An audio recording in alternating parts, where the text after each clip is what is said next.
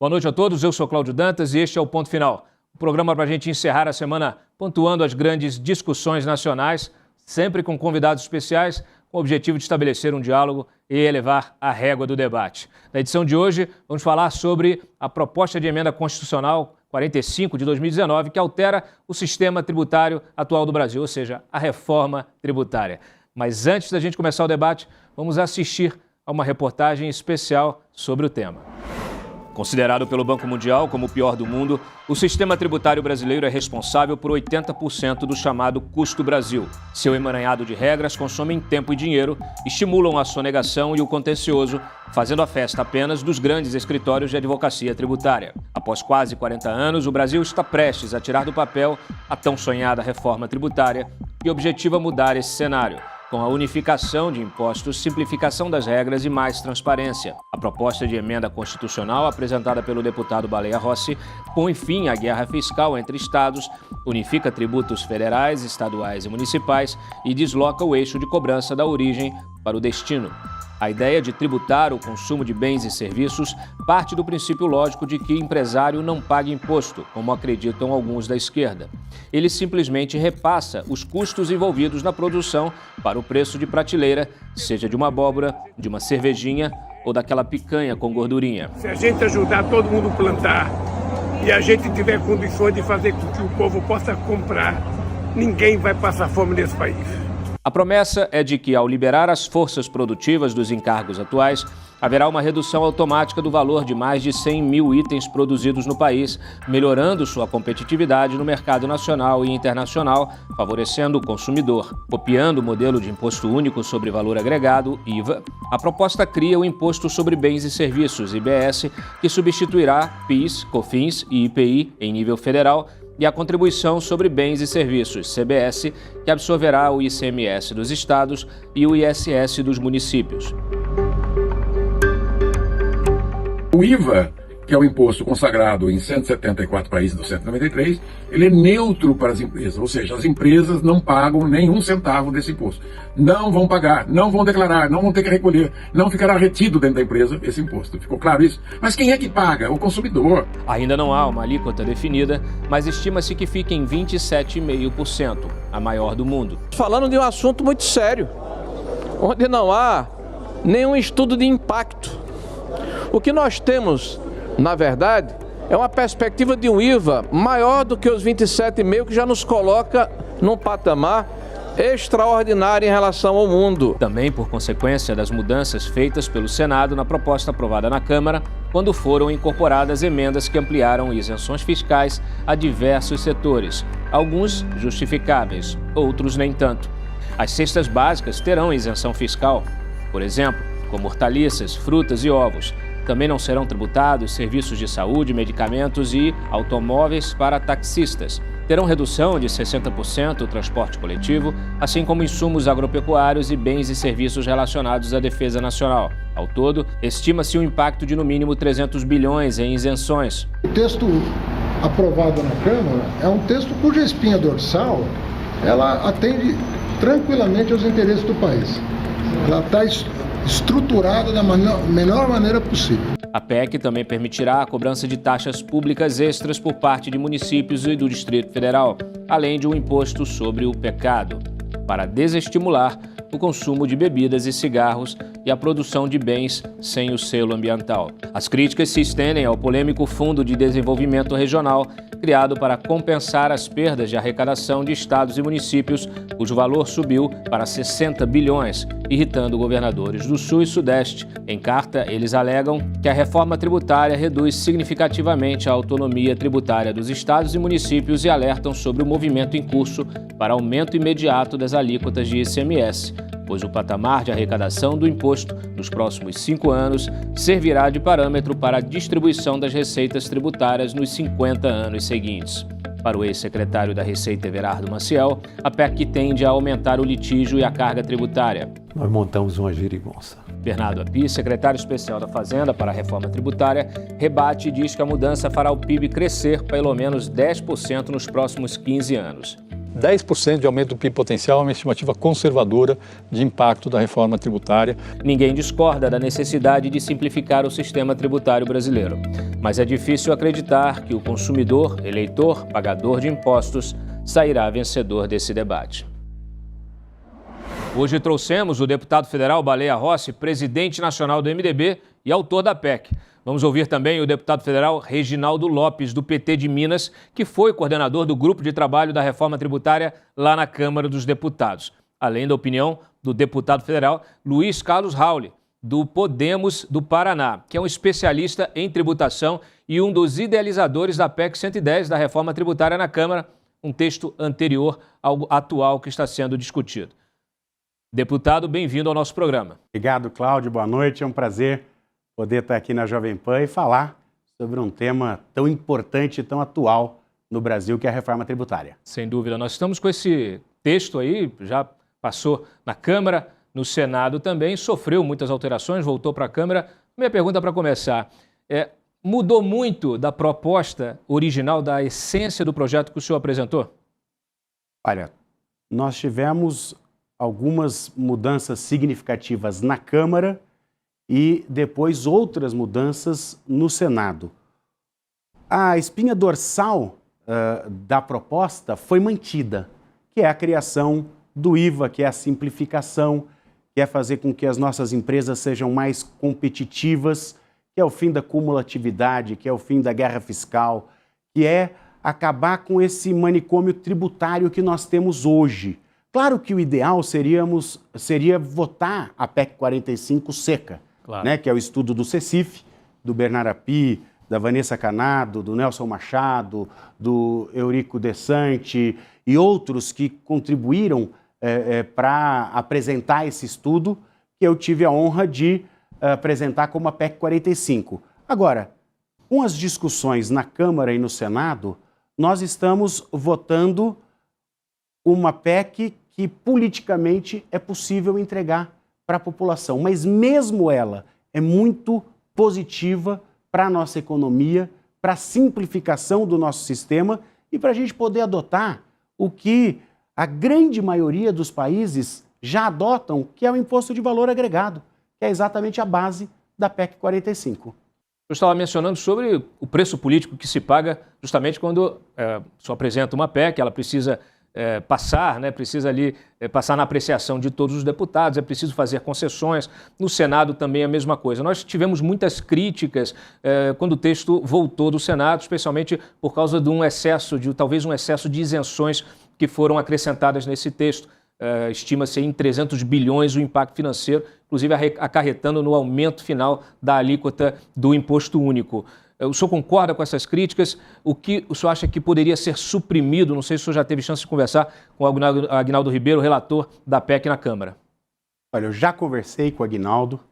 Essa é uma PEC que teve a participação de muitos agentes, né? O Rauli, que apresentou a 110 no Senado, o Reginaldo Lopes, em Minas Gerais. Nós tivemos a participação efetiva do Aguinaldo como relator na Câmara. Depois, no Senado, a participação do Eduardo Braga, que é o líder do meu partido, do MDB, que foi o relator, mas o empenho do presidente da Câmara dos Deputados, o Arthur Lira, e o Rodrigo Pacheco, presidente do Senado.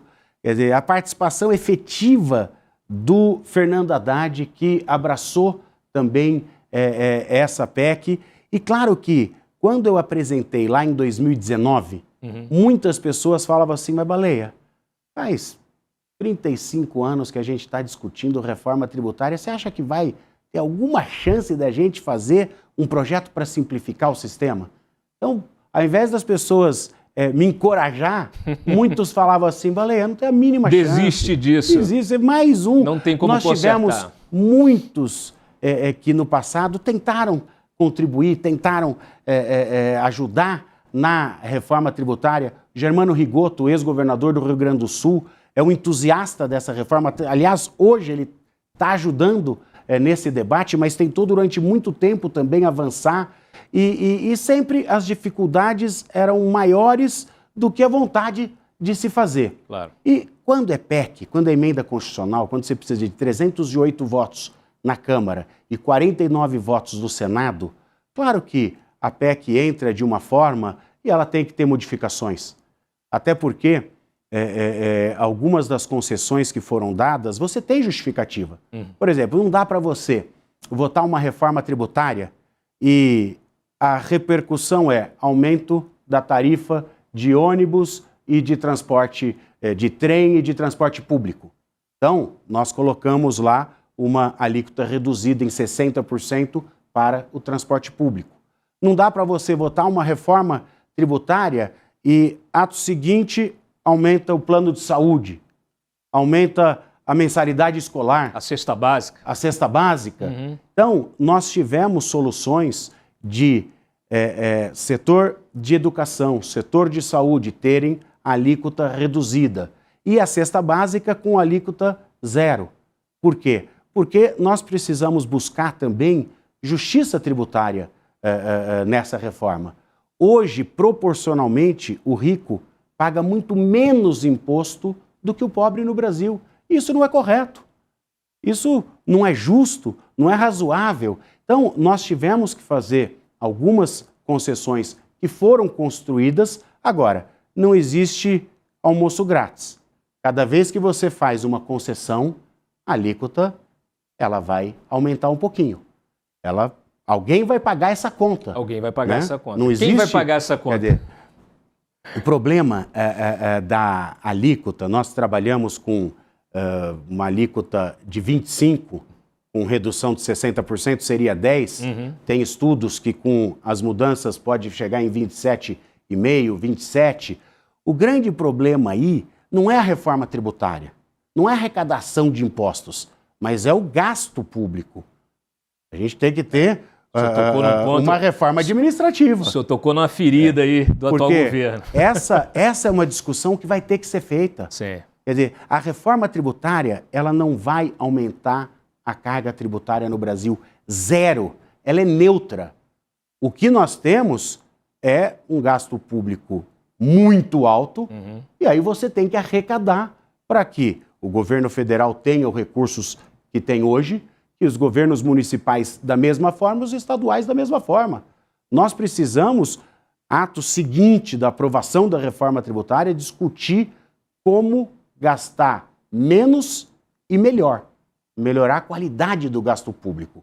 Essa é a discussão que deveria ter sido feita também nos últimos anos, mas infelizmente quase nada se avançou. Então a reforma tributária, ela vai fazer com que a gente tenha uma simplificação no sistema, não vai ter nenhum aumento de carga tributária, mas o sonho que todos nós temos, quando a gente fala em reforma tributária, o que as pessoas pensam? Puxa vida, então eu vou pagar menos impostos. Infelizmente, de maneira direta, nós vamos manter o que se tem hoje. Nós temos todos os efeitos positivos dela que a população vai sentir, que é geração de emprego, geração de renda, oportunidades, investimentos externos que virão para o Brasil quando a gente tiver um sistema minimamente conhecido no mundo, que é o Imposto de Valor Agregado. Agora, todas essas concessões que foram dadas, elas têm uma justificativa e agora nós vamos nos debruçar a semana que vem sobre as mudanças do Senado para ver o que pode ser aproveitado, claro, num diálogo que tem que ser feito com o presidente Rodrigo Pacheco, com o Eduardo Braga, que é o nosso relator no Senado, com o Aguinaldo Ribeiro, que é o nosso relator na Câmara, para que a gente possa, se precisar suprimir algo no texto, seja já acordado com o Senado para ela ir para promulgação. Vamos ouvir aqui a contribuição do deputado federal Luiz Carlos Rauli, né, que é, vamos dizer assim, um inspirador dessa PEC. Ele também apresentou uma proposta de conteúdo semelhante, também trazendo o IVA como o eixo, né, de uma reforma tributária e dedicou praticamente toda a vida parlamentar dele ao estudo dessa matéria. Quem paga o imposto não é o setor produtivo. O imposto de valor agregado, quem paga é o consumidor final. O imposto hoje de ISS, ICMS, IPI, PIS, COFINS também não são as empresas que pagam. Quem paga é o consumidor final. Só que o consumidor paga esses 5 impostos hoje, ele paga também a renúncia fiscal, que é dada às empresas, paga a inadimplência, que a empresa já recolheu, já cobrou do consumidor e não recolheu, e paga o custo burocrático. Essa arrecadação desses 5 impostos líquida entra para o governo federal, estados e municípios 13% do PIB. Eu estou arredondando para 13% do PIB para compreender melhor. O produto interno bruto brasileiro tem 10 trilhões. Então 13 dá 1 trilhão e 300. Só que em cima desses 5 tributos, e tem uma sobrecarga, porque todo incentivo que os governadores, o governo federal dá para a empresa, quem paga é o consumidor final. Toda vez que a empresa vai recolher imposto, ele declara e não recolhe, é porque ele já recolheu imposto e não repassou para o Estado. Então isso tem um custo e a burocracia de mais de 6% do PIB. Então recolhe 13%, custa para o consumidor mais de 19%. Com a reforma, nós vamos eliminar esses 6%. Vai ficar só 1 trilhão e 300 de arrecadação líquido.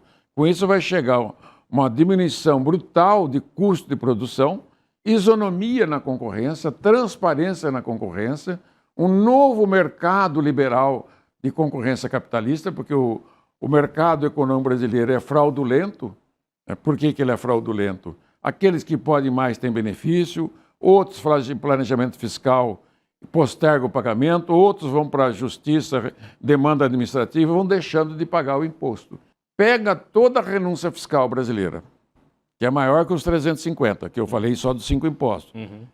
Pega a inadimplência. Contencioso tributário jurídico, sabe quanto tem? Administrativo e judicial? 7 trilhões e meio, segundo o INSPER. Dívida ativa acumulada, União, Estados e Municípios, quase 5 trilhões de dívida ativa acumulada. Quase 5 trilhões. 50 do PIB. Contencioso, 75 do PIB. Inadimplência anual, 3% do PIB, 300 bilhões. Custo burocrático total, 200 bilhões. Sonegação, que é fruto de um PIB paralelo não contabilizado, de 800 bilhões por ano. Então o Brasil tem um PIB de 10 trilhões e um PIB informal não contabilizado de 25%. 2 trilhões e meio não estão contabilizados, porque esta anarquia tributária, a sonegação, o descaminho, o planejamento levou a essa situação. Claro. Então, quando você soma todas essas iniquidades, isso é uma âncora que jogou a economia brasileira para o fundo.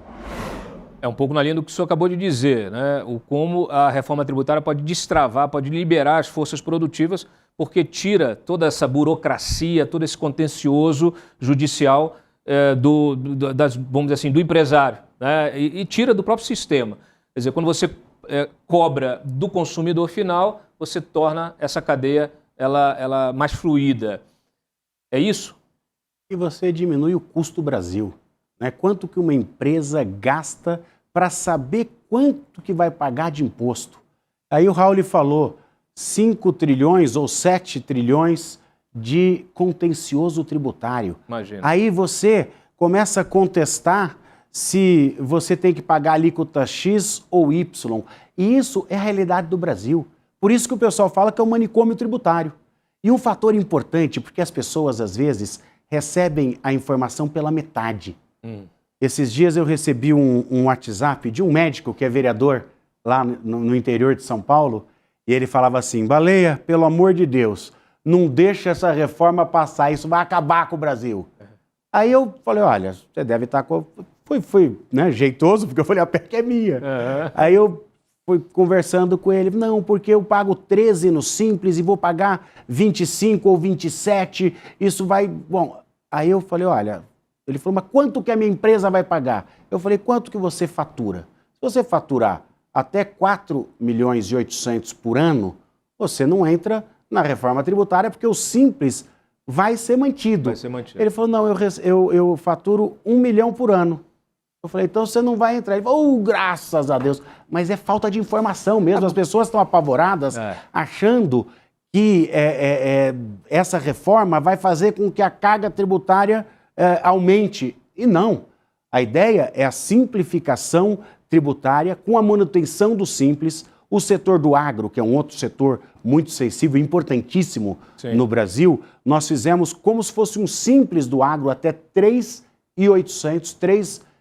milhões e 800 de faturamento não entra também na reforma. Então, essas informações são importantes para a gente poder passar, para também as pessoas começarem a entender exatamente o que é a reforma tributária, porque é um assunto complexo, é um assunto difícil, é um assunto que os tributaristas, os advogados, os economistas têm mais conhecimento, mas as pessoas no dia a dia às vezes recebem informações que não são verdadeiras. O Raul, inclusive, ele diz que é possível que haja até vamos dizer assim, uma queda nos preços ao consumidor no final, porque você retira justamente da cadeia produtiva todo esse peso burocrático e de contencioso. Vamos ver se isso vai acontecer na prática, né? A gente tem visto também muitas críticas de vários setores, o senhor citou o agro, tem o setor de serviços. O setor de serviços é hoje responsável por 70% do PIB.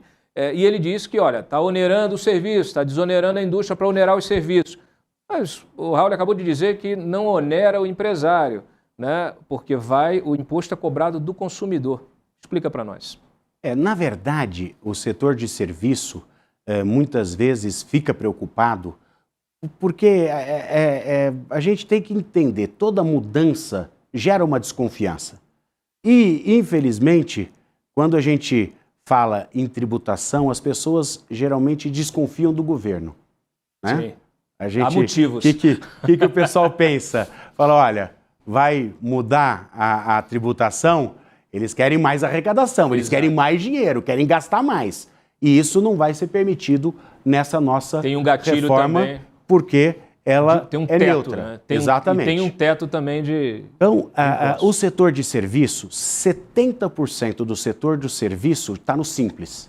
Então, 70% do setor de serviço não vai ser atingido, não vai ser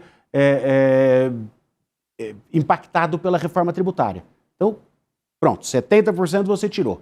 Dos 30% restantes, quase 90% desse setor, eles prestam serviços no meio da cadeia produtiva. E quando você presta serviço no meio da cadeia produtiva, você gera crédito para o tomador do serviço. Então vai ser positivo. O impacto para esse restante vai ser positivo. Por quê? Se hoje o setor de serviço paga lá 15%, vou arredondar alguns números, 15%, vai pagar 25%. O que acontece hoje? Esses 15% ele paga e acabou. É inutilizado, ele não utiliza para nada. O tomador de serviço vai se creditar de 25%. Então, essa grande maioria do setor de serviço que não está no Simples vai ter um ganho. E, claro, tem alguns poucos que vão ser impactados, mas o que o Raul falou, quem vai pagar essa conta é o tomador de serviço, é o consumidor. Então, essa é a lógica dessa reforma. Não dá para a gente comparar o sistema atual, que é muito ruim. Tem muita gente que reclama, que acaba criticando, mas também não tem coragem de defender o sistema atual. E muitos, infelizmente, reclamam porque acabam se beneficiando, de alguma forma, desse manicômio tributário. Especialmente então, num país em que você tem essa cultura de criar dificuldade para vender facilidade. Exatamente, então nós precisamos virar essa página. Perfeito. Deixa eu trazer agora para o nosso debate aqui a contribuição do deputado Reginaldo Lopes.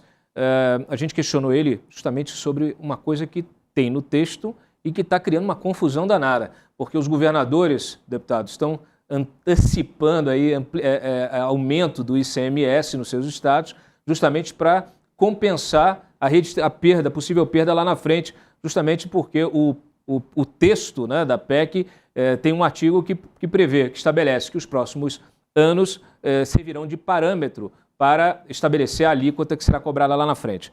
Então vamos ouvir agora o Reginaldo Lopes. A autonomia está preservada. Se um estado ou se um município deseja aumentar o seu imposto, ele vai aumentar, mas ele vai aumentar para todos. E não vai aumentar sem a população saber que está pagando mais. Porque o imposto agora, ele é transparente. Ele não é cobrado por dentro, escondido, embutido. Ele não é um imposto covarde. O imposto agora é por fora, é transparente. O povo vai saber o que é o preço de um produto, o que é o preço do imposto. Então eu tenho convicção que a autonomia federativa é autonomia política, autonomia administrativa, e aí nós vamos fortalecer a autonomia financeira, porque os estados vai ter um sistema mais colaborativo.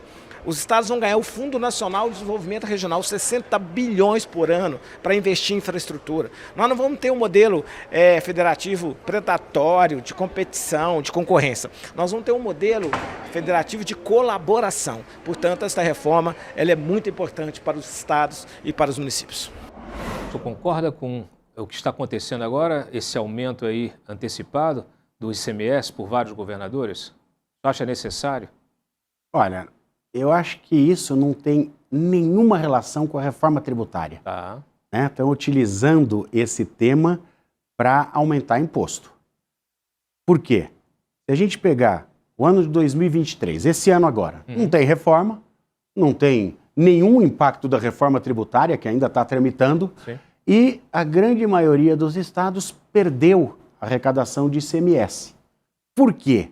Porque no ano eleitoral, muitas benesses foram dadas, algumas pós-pandemia, para alavancar a economia, outras para cunho eleitoral, para arrumar voto. E a repercussão dessas mudanças nos últimos anos foi que caiu a arrecadação de ICMS. Então, os estados que estão aumentando o ICMS estão aumentando porque as suas finanças públicas estão para se colapsar. Ou então estão sem condições de ter recurso para investimento em infraestrutura e outras áreas fundamentais. Agora, misturar isso com reforma tributária me parece uma tentativa de confundir o contribuinte. O senhor concorda com esse fundo de desenvolvimento regional? O senhor acha que essa redistribuição do imposto que é arrecadado para estados que arrecadam menos, você acha que isso é justo para o desenvolvimento? Porque a gente também tem de ter em mente o gestor, né? O gestor, nós temos vários estados que muitas vezes não se desenvolvem porque não tiveram a sorte de ter um bom gestor. Dinheiro, mas não quer dizer que esse dinheiro será aplicado. Vide os estados e municípios que recebem royalties do petróleo. Esse sistema do Fundo de Desenvolvimento Regional, ele é mais honesto com a população. Porque hoje, muitos estados acabam tentando se desenvolver com benefício fiscal. Então, ninguém sabe exatamente qual o valor do benefício fiscal. Há 20, 30 anos atrás, você levar uma montadora de automóvel para um estado gerava 3 mil empregos, 4 mil empregos, 5 mil empregos. Hoje, com a tecnologia, 150, 200 empregos. Então, o retorno desse benefício fiscal hoje não se justifica mais. E essa guerra fiscal entre os estados é nociva. Por quê? Porque quando São Paulo entrou na guerra fiscal, aí todo mundo perde. Claro. Então, quando você faz um benefício com orçamento, você vai saber exatamente quanto é que o estado, daquele recurso que ele tem do Fundo de Desenvolvimento Regional, ele vai utilizar ou para obra de infraestrutura, para obras estruturantes, ou para buscar investimentos para o seu estado. Eu acho que é a maneira mais correta do contribuinte saber exatamente para onde está indo o seu recurso. Perfeito. E claro que com a mudança no sistema, quer dizer, os investimentos eles vão acontecer não pela tributação, mas pela qualificação de mão de obra, pela infraestrutura do estado e dos municípios, pela proximidade com portos, enfim, o que deve realmente ser importante para um estudo de investimento. Claro. E aí os estados, principalmente do norte e do nordeste, precisam de mais recursos para poder também fomentar o seu desenvolvimento. Então, eu sou a favor ao Fundo de Desenvolvimento Regional dessa forma. As pessoas vão saber exatamente quanto que estão pagando de imposto e quanto que está indo para esses desenvolvimentos desses estados que precisam também de um alento para poder crescer. O senhor garante para o nosso espectador que ele não pagará mais imposto com essa reforma? Com certeza. A nossa ideia é ter justiça tributária. 90% dos brasileiros vão pagar menos impostos com a reforma tributária. Excelente. Bom, chegamos ao fim da nossa conversa hoje aqui com a presença do deputado Baleia Rossi, além da participação do deputado Reginaldo Lopes e do deputado Luiz Carlos Rauli. Muito obrigado pela presença, deputado Baleia Rossi. Tenho certeza que o nosso assinante gostou muito do programa. Nossa emissora permanece à disposição para trazer outros temas e grandes nomes do poder em Brasília. Eu sou Cláudio Dantas e eu espero você no próximo sábado, sempre às 23h30, para colocar mais um ponto final.